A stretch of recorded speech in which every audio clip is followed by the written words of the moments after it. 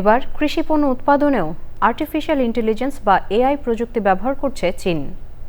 আপাতত গ্রিনহাউসে উৎপাদিত কৃষি পণ্যে এই প্রযুক্তি ব্যবহার হলেও দ্রুতই মাঠের কৃষিতে ছড়িয়ে দিতে গবেষণা চালিয়ে যাচ্ছেন কৃষিবিদ ও গবেষকরা। বিস্তারিত জানাচ্ছেন পান্থ রহমান।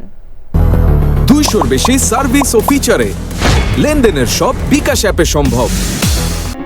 কোথাও প্লাস্টিকের পাইপ, আবার কোথাও ছোট বাক্স আকারের টবের মধ্যে জন্মেছে মৌসুমী শাক, সবজি।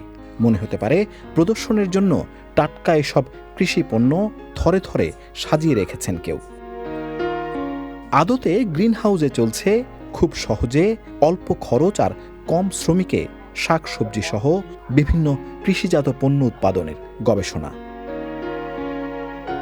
গবেষণার বড় চমক, কৃষি পণ্য উৎপাদনে আর্টিফিশিয়াল ইন্টেলিজেন্স বা এআই প্রযুক্তি ব্যবহার। কোন সময়ে কোন সবজির জন্য কতটা পানি প্রয়োজন কিংবা কোন সবজির কীটনাশক প্রয়োজন তাও নির্ধারণ করে দিচ্ছে এই প্রযুক্তি।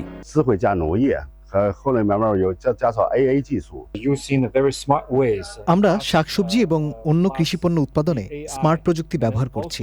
এতে করে কোন ফসলে কখন এবং কতটুকু পানি কিংবা কীটনাশক প্রয়োজন সেটাও নির্ধারণ করে দেবে এআই। এমনকি শাকসবজির স্বাদও নিয়ন্ত্রণ করার চেষ্টায় আছেন গবেষকরা।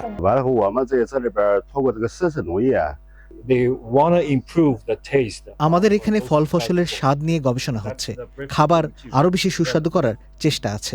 এক্ষেত্রে আমরা স্মার্ট প্রযুক্তির ব্যবহার করছি। এআই প্রযুক্তির ব্যবহার কৃষিপণ্য উৎপাদনে বৈপ্লবিক পরিবর্তন আনবে বলে বিশ্বাস গবেষকদের। কৃষি খাতেও এআই প্রযুক্তির ব্যবহার শুরু করেছে চীন।